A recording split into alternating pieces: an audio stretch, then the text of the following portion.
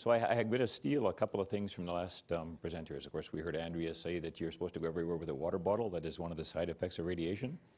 So I take my water bottle everywhere. The other thing that I heard Leanne say was that I now have permission for a nap in the afternoon. There's no more squawking about it, Dawn. When you do squawk about the ironing, sit down and make yourself comfortable, please. And lastly, I promise no slides. And if we look at the graph that Leanne showed, we're on the downward ebb here right now. So I'm going to promise a little bit of interactivity. Everybody in? Perfect. So I'm of the opinion that food and nutrition is so important to us as human beings that in some really unique situations where we shouldn't be thinking of it, we do. And I think here anecdotally I can prove my point. By show of hands, how many have ever been to a wedding? Okay, here's the interactivity part. Now think about that wedding and think about the conversation you had when you were telling somebody about the wedding the next day. How did that conversation go? What's the first thing that that person asked?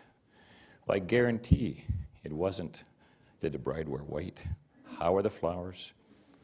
What song did they dance to? No, they asked about the food. They asked about the food. What about construction camp or work camp? How many of the fellas here have ever stayed in camp? Quite a few. You look familiar. B-Ben in Norman Wells, mid-80s, maybe? No? What's the first question, sir, that we fellas ask when we're talking about camp? How is the food? There, I proved my point. Thank you. Now, I've been lucky enough in my career with Finning Canada to have stayed in about 300 camps. Now, it's quite obvious that I've been in so many places I don't remember the faces or even some of the places, the names, but I do remember the food, from the very good to the very bad. By show of hands, how many have ever tried muktuk? A couple. Well, for those of you that haven't, I guarantee that it's so bad and so fishy that even the Inuit people won't eat it without ketchup. I'm going to fast forward 25 years to Grand Prairie, 2007. Probably where I learned one of the biggest nutritional messages and lessons in my life. I was partway through a 5-month set of boot camp, back-to-back boot camps. And the instructor one morning, she called me out. It kind of went like this. Scribner! Yes, ma'am. I've been looking at your food diary. You don't eat cake, cookies, and drink Coke in boot camp. Yes, ma'am. See, what she'd noticed was that in my 2 months of boot camp, I hadn't lost any weight. I hadn't got any faster. We saw Andrea's slides. It doesn't work. Colleen knew that. I cleaned up my diet, and at the end of the 5 months, well, I was down to a 5-minute, 22-second mile. 107 push-ups, 89 sit-ups. Not bad for a fat 46-year-old. That winter, those legs that Colleen built, I officiated 130 hockey games. Patty, in the Q&A session afterwards, or perhaps Andrea can explain the nutritional magic of a hot dog. But that is what my diet consisted of pretty much that winter. Going to fast forward again, 2008. We just moved down to Parkland County. New job with Finning. I'm back up north. I'm gone all the time. Home on the weekends, logging, developing the acreage. About as busy as one man can get.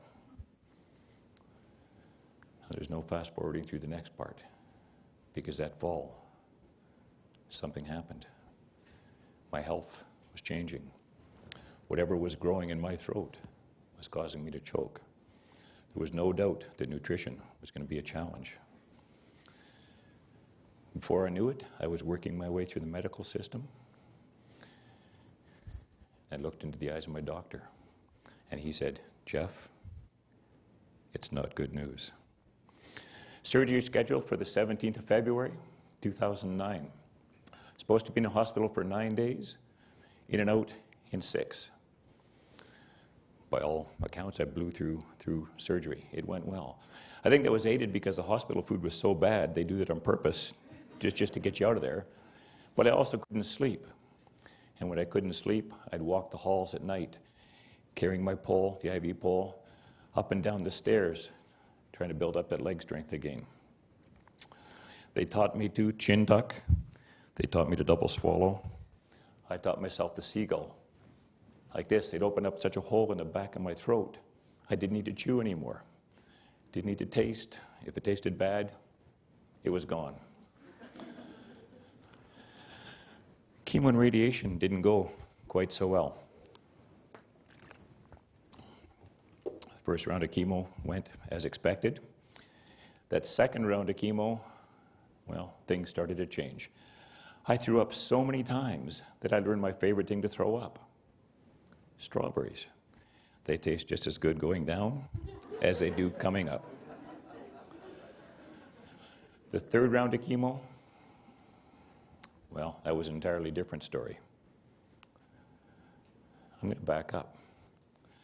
In that second round of chemo, after I got so sick, I started to throw up blood. Now, maybe somebody here can explain that. I sure can't. But when you throw up enough times, you start to throw up blood. That earned me a 9-day stay upstairs in this building. Has anybody stayed in this building? Oh, there's a few of you. They were going to fit me with a feeding tube. Well, the feeding tube came prepackaged with a bug called C. difficile. Anybody heard of C. difficile? You have. For those of you that haven't heard of C. difficile, well, it's born in the water in Mexico because it does exactly the same thing to you. I couldn't keep anything in. Literally before my eyes, I watched this body that Colleen had built just evaporate. Well, the feeding tube kept me alive, but my muscle was just disintegrating. That third round of chemo, things really went downhill. As I fell into that chemo-reduced stupor deeper and deeper, I found I couldn't read anymore. I couldn't concentrate. No interest. Watching TV began to be a chore. Couldn't pay attention to a simple show like CSI that's got a predictable plot. Every show is repeatable. It was just too much for me. I found myself watching the Food Network, of all things. If they were making muffins, I could actually keep up. And as that radiation began its chokehold on my throat, I began to spend more and more time in bed, curled up in that fetal position for hours, praying that I wouldn't swallow because it hurt too bad. Now, Dawn did her best to get me up at mealtime, and I'd sit down at the table, I'd have my obligatory bite.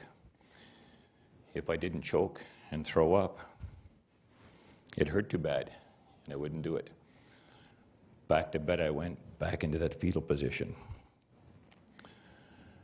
Hours on end. Well, the hours turned to days, and the days turned to weeks. And about 5 weeks after that radiation final treatment, it began to let go. I could eat again. First 1 bite, then 2 bites, and then 3. When the effects of the chemo subsided, it was almost like I woke up, reprogrammed, a new man. After watching those hundreds of hours of the Food Network, I actually thought I could cook. So I took over as cook. It was my job to put a meal on the table every day. I'd watch the sale flyers. I knew the best place to buy chicken and your fat fish, not the lamb and the fatty red meats. We had theme days. We do Italian, we do Chinese, we do Indian. We had a lot of fun with it. Now I'm going to warn you, if you're going to try that at home, there's a few things that they don't tell you on TV. Pastry is not as easy as it looks. I guarantee it.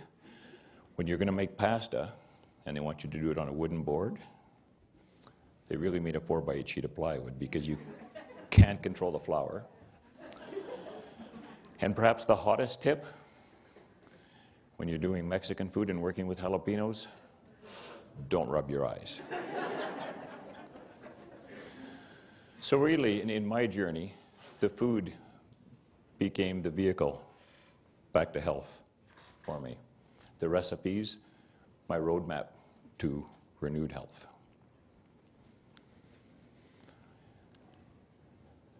When I look back on my journey, I can honestly say that I've never asked, why me? But I have asked why, and there's a difference. Why me? Because we saw the slides earlier. Statistically, half of us in this room are going to get cancer at some point in our lives. But the why, well, I'd asked myself that several times. What I needed was a perspective alignment. See, in my stories, you heard me talk about myself. You didn't hear me talk about my wife, other than the Iron Me, maybe, or my boys, or doing things as a family. It was all about me. Also had a bit of a temper that perhaps needed a little correcting. Well, through my journey, I made some commitments to God about improving that. And God, as He can, sent me a test one day. God sent me Duncan. We had some trees that needed to be taken down in the yard. There was 2 of them. One of them was fairly large, and after the surgery, I couldn't start the power saw, so I needed a hand. And Duncan kindly came over to help pull the tree. And he felled that tree right on my canoe. Now, the old Jeff would have fed him a chainsaw in a heartbeat and made him swallow it. The new Jeff said, Dunk, maybe we need to work on the undercut. The next tree, he fell right over backwards on himself. How do you think I reacted? I'll let you decide. Thank you, Kira.